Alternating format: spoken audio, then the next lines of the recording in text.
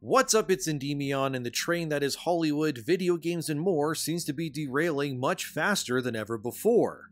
I think it's safe to say that the train has fallen off the tracks, everyone is screaming, and there's no stopping this crash from happening. From Hollywood's box offices evaporating to video games entering their second extinction crash, what is happening right now? Well, let's put on our firefighter hats and sift through the wreckage of the burning house to find out why this is happening, shall we? I already know the answer, but what do you think about girl boss agendas and the ever-growing push of female-led media in today's world? You're probably sick of it, and rightfully so. Too many franchises have either gender and race swapped everything or are trying to pull nonsense like Tomb Raider recently, where they're attempting to rebrand Lara Croft into a seeker of truth instead. The activism of these industries has reached a fever pitch, and the loss of revenue is beyond cataclysmic at this point. For example, Furiosa, as you likely know already, had the worst Memorial Day opening in 30 years, and tons of analysts and activists are pissed about it. Why won't anyone watch Furiosa? Is it because it stars a woman in a leading role? Kind of, yeah. Let me explain. You see, Furiosa is obviously set within the universe and franchise called Mad Max. So naturally, when you have a franchise named after a guy, and the guy isn't really in the movie, well, I guess he cameos, but again, not the main character or whatever, people kind of go, well, what's the point? People don't watch a movie based in the Mad Max franchise to watch Furiosa, they want to watch Mad Max. And I don't blame them, I mean, it's literally named after him, it's in the title. Also, let's be real guys, Anya Taylor-Joy, bless her heart, but the girl looks like she's 90 pounds soaking wet at best. It is not believable whatsoever to accept someone I could pick up with one hand and throw away as a bona fide action star, it just isn't. Back in the day, we had Stallone, Van Damme, and Arnold, dudes who looked like they could eat steel beams due to how chiseled they were. The thing about movies, games, or whatever else is that people need to be able to buy the idea that what you're selling is somewhat plausible. And the truth is, when I look at Arnold and Predator, I can believably set my expectations and go, yeah, this dude could probably kill a man. But when I see Anya Taylor-Joy with her string bean arms and her Ozempic face, I'm not sorry guys, but I'm not buying it. They're trying to push female action heroes constantly, and it's just not working. Outside of characters like Lara Croft or Princess Leia, largely speaking, this has been pretty unsuccessful. Even George Lucas recently spoke about this from that Park Place, and it's titled, George Lucas bashes girl boss heroes. You can't just put a woman in pants and expect her to be a hero. Lucas obviously created Star Wars, and he was recently at the Cannes Film Festival accepting an award where he was eventually asked by Variety about female action stars and all of that.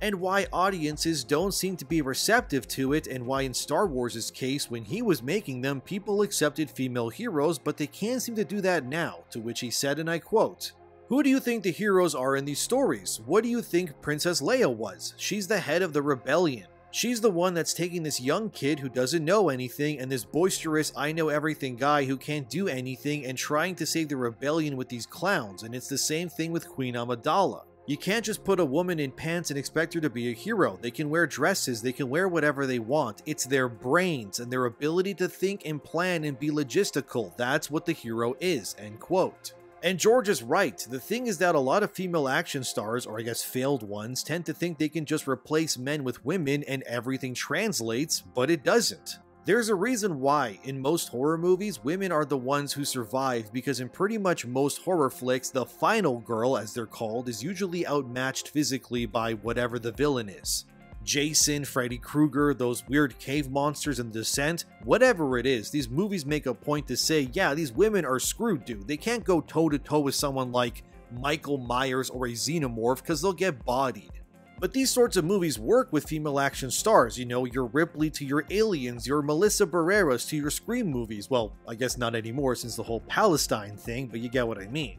The point here is that successful final girls are never winning because of their strength.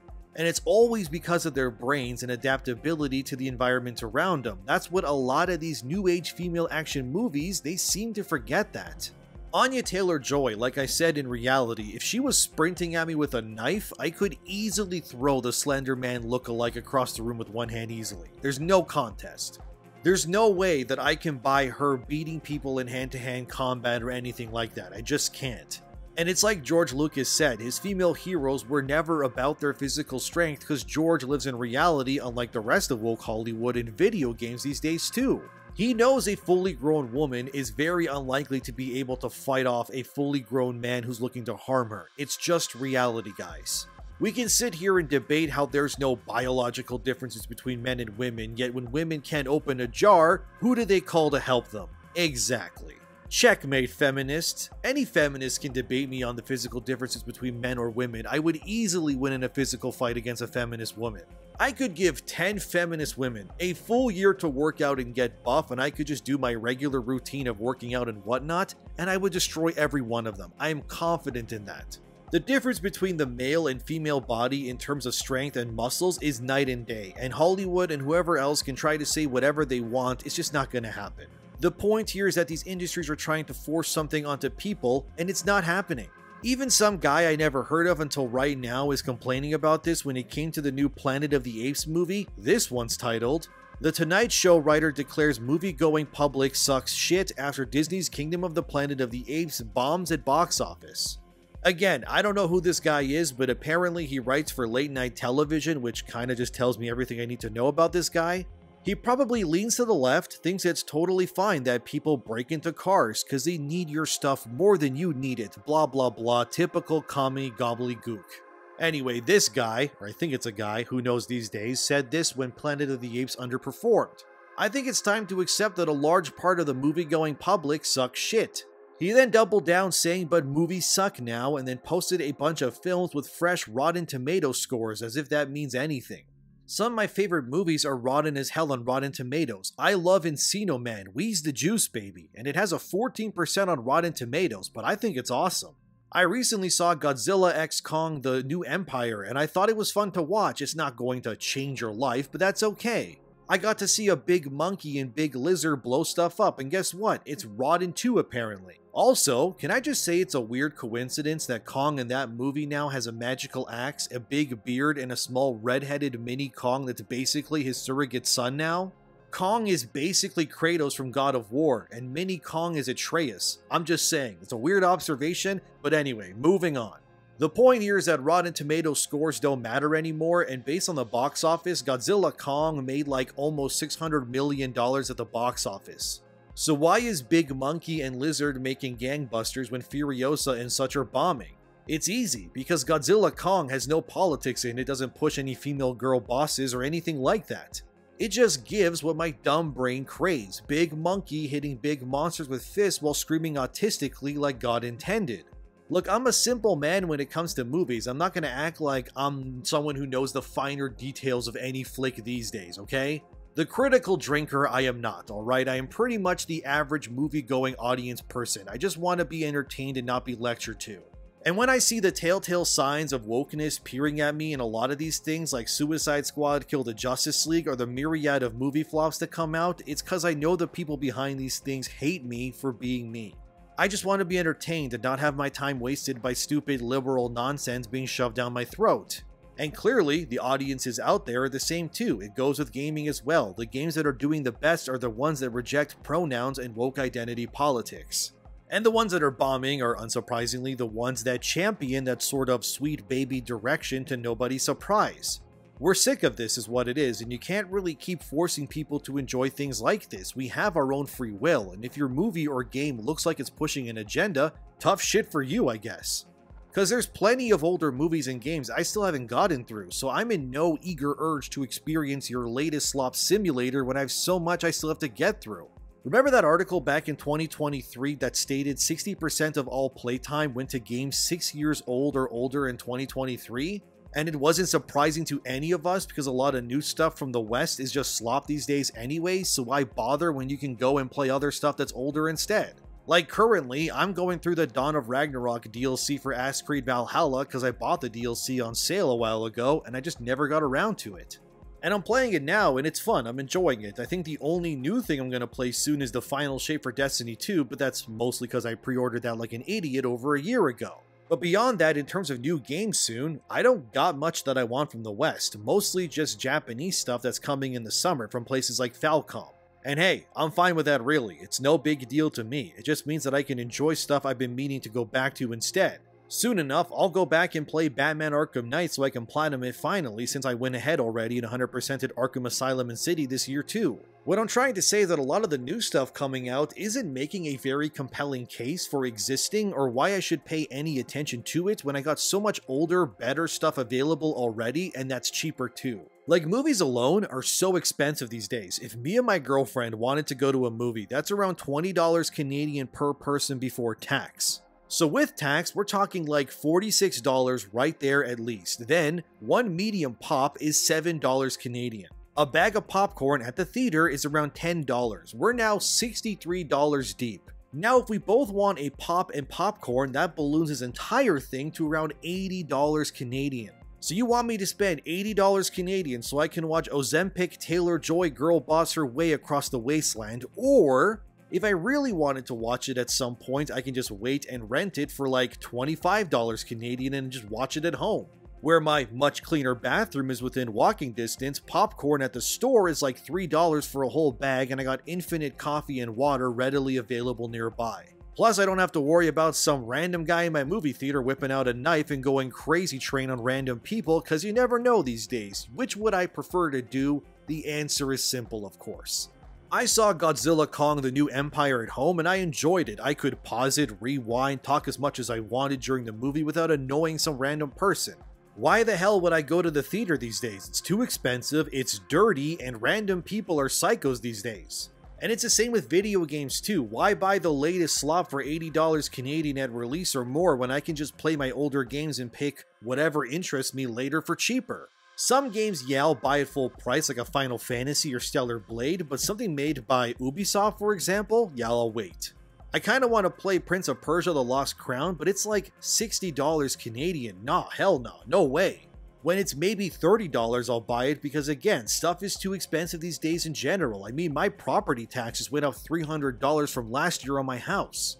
If I'm not getting screwed by woke Hollywood and gaming, the government is screwing me on a daily basis already. Also, that late night talk show writer guy, yeah, he showed us all exactly who we thought he was. Someone tweeted at him in regards to him saying the theater-going audience sucks, which they said. Stop with the female leads in action movies, stop shoving the message down moviegoers' throats, stop the preaching and left-wing propaganda.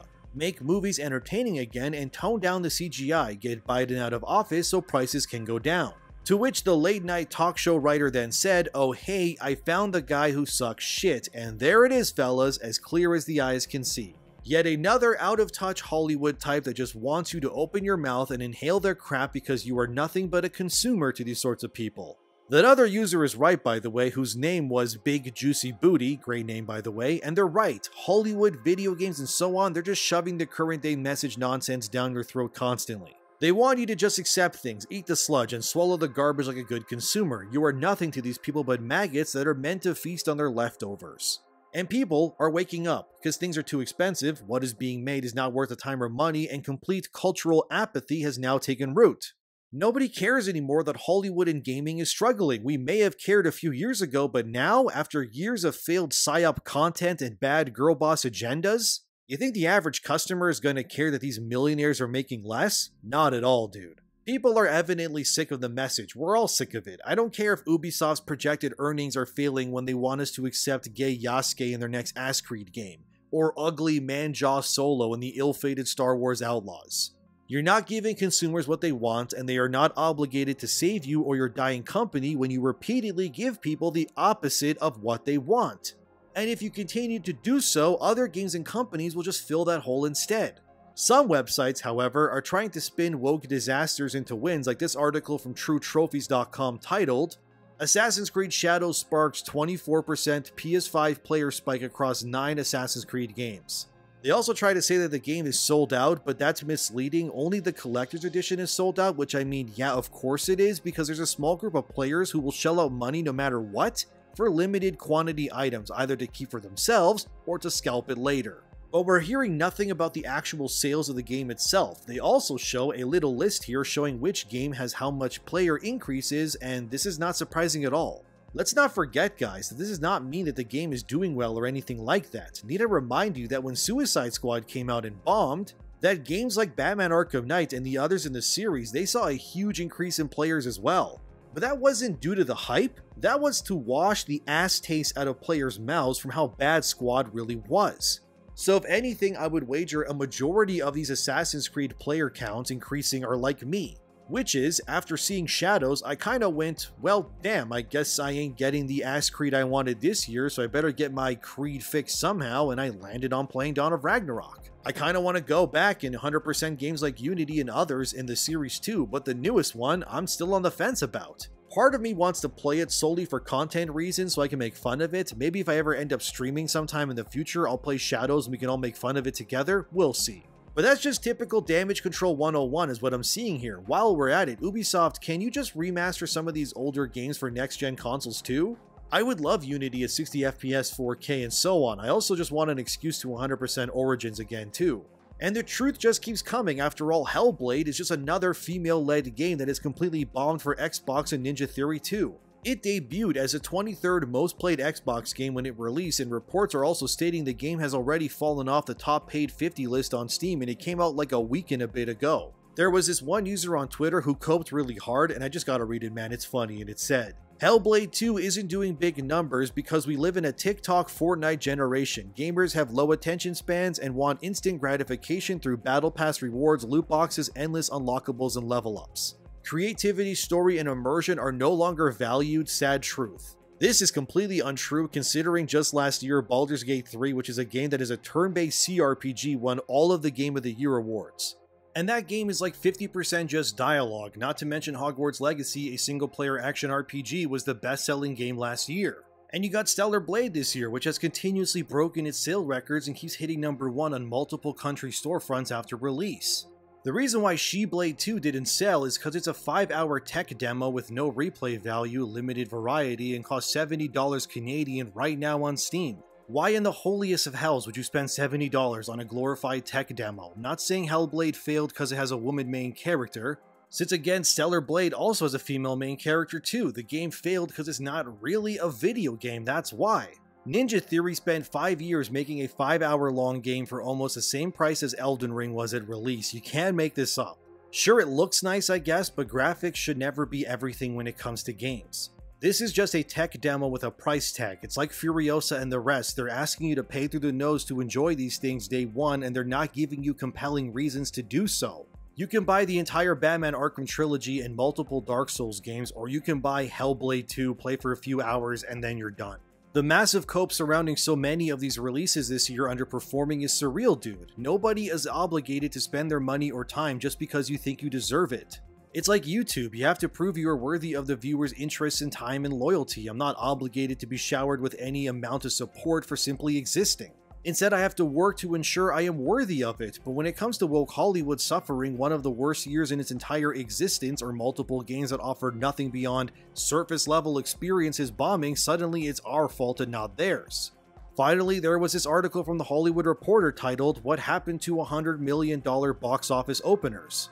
Apparently, besides 2020, which of course COVID, kind of stopped everything, no other year in Hollywood's history has had as much trouble as 2024 has right now. And no film in 2024 has opened to $100 million domestically in its opening weekend, according to reports. Dune 2 had $82.5 million and Godzilla Kong had $80, so nothing has reached that $100 million mark yet, and they're wondering why. As this video has already stated, it's their own fault. Inflation is too high, ticket prices are expensive, and there's no reason to go when streaming is far more convenient. I haven't seen a single movie in theaters this year so far. I've streamed everything, and honestly, I love it. If the way of the movie theater disappears, it would kinda suck for some, sure, but this is a self-inflicted problem ultimately. Whether it's the girl boss agenda or woke Hollywood imploding from activist morons, the truth is that Hollywood pushed streaming on the general populace. It wasn't the other way around. And now we're kind of in a similar situation to Xbox failing to sell games on their platforms due to Game Pass existing. They've fostered a culture and expectation that everything will come to Game Pass, so Xbox players barely buy any of their games anymore. And it's the same here with streaming to an extent too. We've been conditioned to expect new releases to come to streaming like a month or two after release, and people are busy as it is with kids, family, crazy exes, and work. We don't need to go to the movies, just watch it when you can at home. Will this mean movie stars might start becoming a thing of the past? Probably. But honestly, Who cares that Ozempic-infused weirdos won't be making millions anymore? Maybe they'll start to learn that woke Hollywood needs the customers more than we need them. And it's the same with games, and until more companies wise up and realize that they're not bulletproof and they work for us and not the other way around, they'll just keep crashing. So please, keep infusing more DEI into your stuff, pushing girl boss agendas, and hiring boatloads of activists. I'll be sure to get comfortable and watch as it all crumbles down around me while I enjoy my old movies and games that don't talk down to me or feature nonsense like multiple pronouns and pointless virtue signaling. The Hollywood and gaming woke exodus is in full swing, fellas, and honestly, I feel fine about it. What do you think about all this? Let me know in the comments below. Subscribe, like, and share, and all that YouTube jazz, and thanks to my patrons for supporting common sense in a world gone mad. Have a wonderful day, enjoy your life, and I'll see you in the next one.